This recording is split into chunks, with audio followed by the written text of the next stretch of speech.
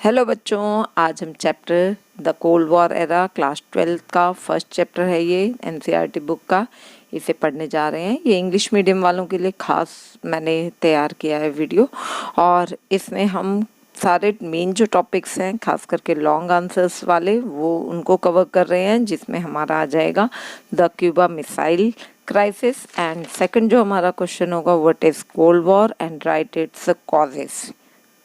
तो चलो आगे शुरू करते हैं हम कि ये चैप्टर किस तरह से हमें एक्सप्लेन करना है, और इसमें आपको नोट्स भी अवेलेबल हो जाएंगे। तो यहाँ पे पहले बच्चों आप लोगों को ये देखना है कि क्यूबा कहाँ पे है, वर्ल्ड में क्यूबा कहाँ पे है, ये जानना बहुत ज़रूरी है। तो क्यूबा जो है वो एक बहुत ही इम्पोर्टेंट जगह माना जाता है, जो कि इस क्राइसिस का, मतलब कि क्यूबा मिसाइल क्राइसिस का इम्पोर्टेंट पार्ट है, जिसके कारण लड़ाई हुई थी दो कंट्रीज़ के बीच में। एक था सुपर पावर अमेरिका और दूसरा जो था वो सुपर पावर रशिया। तो यहाँ पे आपको मैं लोकेट करके बताती हूँ कि कहाँ पे क्यूबा है। एक बार वैसे यहाँ लोकेट किया हुआ है, एनसर्कल किया है, क्यूबा लिखा भी हुआ है, आप लोग देख रहे होंगे। देखो बच्चों, यहाँ पे मैंने एनसर्कल किया है रेड कलर से, और पहले से भी वहाँ पे वो बना हुआ था, उसे थोड़ा ज़्यादा दिखाने के लिए हमने इसे दिखाया है। और ये है क्यूबा, जो कि अमेरिका के बहुत ही पास में है। तो यहाँ जो हमारा टॉपिक जो स्टार्ट होगा वो क्यूबा मिसाइल क्राइसिस यहीं से स्टार्ट होता है, ठीक है। तो सबसे पहले आपको पता चल गया क्यूबा कहाँ पे है, तो अब हम स्टार्ट करते हैं। हाँ तो बच्चों, आज जो हमारा टॉपिक है वो है द क्यूबा मिसाइल क्राइसिस। तो क्यूबा मिसाइल क्राइसिस में हम देखेंगे कि क्या प्रॉब्लम थी क्यूबा में, या फिर वहाँ पे मिसाइल्स वगैरह क्यों रखे गए थे। तो क्यूबा एक ऐसा आइलैंड है जो कि अमेरिका के पास था, और इसकी जो दोस्ती थी वो सोवियत यूनियन के साथ थी। तो सोवियत यूनियन क्या इसे फाइनेंशियली कुछ ना कुछ सपोर्ट करता रहता था। तो 1961 अप्रैल में क्या हुआ कि लीडर्स जो थे यूएसएसआर के, उनको इस बात की चिंता होने लगी कि यूनाइटेड स्टेट ऑफ अमेरिका जो है वो कहीं क्यूबा के ऊपर अपना कंट्रोल ना कर ले, और वहाँ के जो कम्युनिस्ट रूलर थे, या फिर हम ये कह सकते हैं कि वहाँ के जो प्रेसिडेंट थे फिदेल कास्ट्रो, उनको ओवरथ्रो ना कर दे।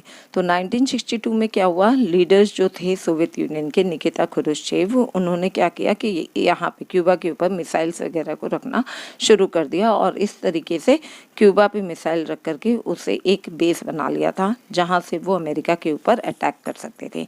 इस बात की खबर जो थी 3 वीक्स के बाद अमेरिका के जो लीडर थे, वहाँ के प्रेसिडेंट जॉन एफ कैनेडी, उनको वो पता चली। और ये बात था कि ना तो जॉन एफ कैनेडी लड़ना चाहते थे, ना ही उनके जो एडवाइज़र थे वो लड़ना चाहते थे। तो उन लोगों ने कहा कि हमें इस प्रॉब्लम को किस तरह से सॉल्व करना चाहिए, उसका एक सोल्यूशन ढूंढा कि दोनों कंट्रीज़ के बीच में कोई न्यूक्लियर वॉर ना हो।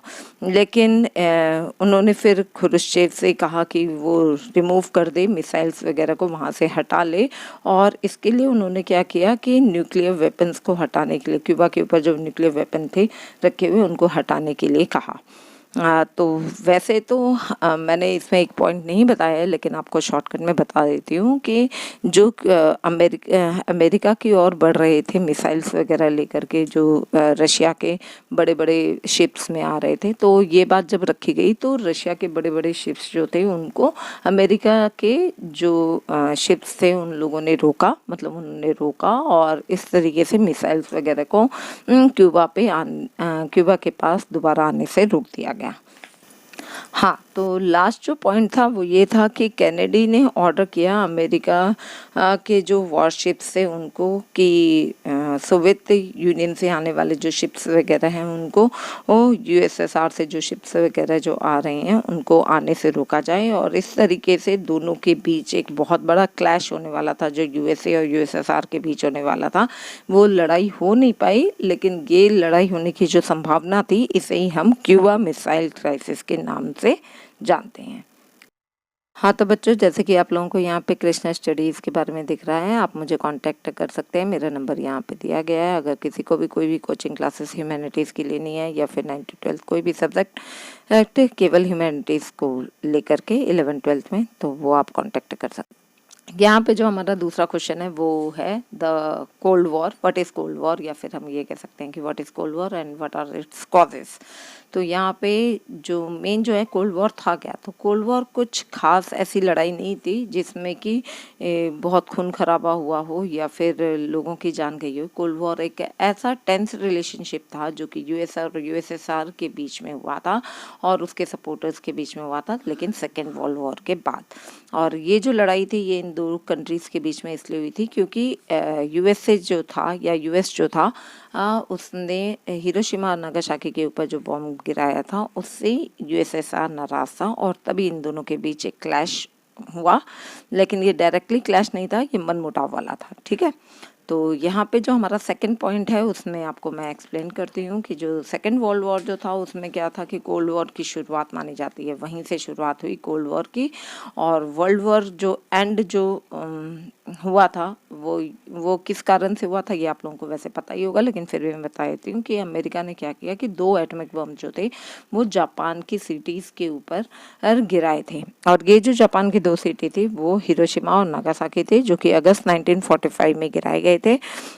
और बहुत सारे कंट्रीज जो कि यूएसए के अगेंस्ट में थे, क्रिटिक्स मतलब उसके अगेंस्ट में थे, तो उन्होंने कहा कि जब मालूम था कि जापान मतलब सोवियत यूनियन को ये यूएस को जब पता था कि जापान सरेंडर करने वाला है तो उसे बॉम्ब गिराना नहीं चाहिए था, मतलब अमेरिका को बॉम्ब गिराना नहीं चाहिए था। उसने बॉम्ब क्यों गिराया, तो ये जो था मेन रीज़न था कोल्ड वॉर का कि जब शुरुआत हुई कोल्ड वॉर की।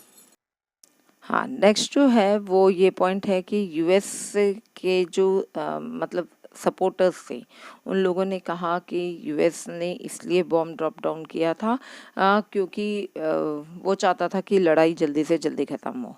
तो इस बात को लेकर के यूएस ने बॉम्ब ड्रॉप डाउन किया था, तो सपोर्टर्स का ये मानना था। और एक चीज़ और थी कि यूएस का ये जो एक्शन था वो इसलिए उसने लिया था ताकि ये जो यूएसएसआर है या फिर हम ये कह सकते हैं कि सोवियत यूनियन जो है वो अपनी मिलिट्री और पॉलिटिकल गेन से एशियन कंट्रीज़ में ना बढ़ा सके और वो अपने आप को एक सुप्रीम पावर की तरह दिखाना चाहता था।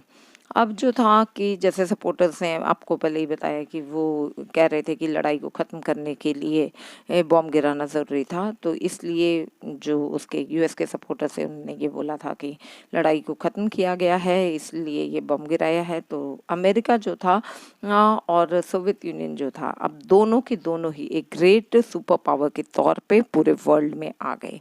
अभी भी आप लोगों को पता ही होगा, एक अमेरिका एक सोवियत यूनियन जो है या फिर यूएसएसआर जो है वो वर्ल्ड के सुपर पावर्स कंट्री में से एक माने जाते हैं और दोनों ही बहुत ज़्यादा मतलब कंपटीटर हैं एक दूसरे के। तो नाउ बोथ द मतलब दोनों के दोनों जो सुपर पावर थे उन्होंने न्यूक्लियर वेपन्स वगैरह बनाना शुरू कर दिया और दोनों का कंपटीशन होने लगा। हाँ, तो बच्चों ये था हमारा कोल्ड वॉर और मेरे ख्याल में आपको अच्छे से समझ आ गया होगा कि क्या कारण थे कोल्ड वॉर के और किसे कोल्ड वॉर कहा जाता है। ठीक है, तो इन्हीं 2 क्वेश्चन के साथ आज का ये टॉपिक खत्म होता है। और भी आगे वीडियोस देखने के लिए आप मेरे चैनल को लाइक शेयर सब्सक्राइब करें और नोटिफिकेशन बेल को जरूर दबा दें ताकि आपके पास हर वक्त नोटिफिकेशन आए। बाय।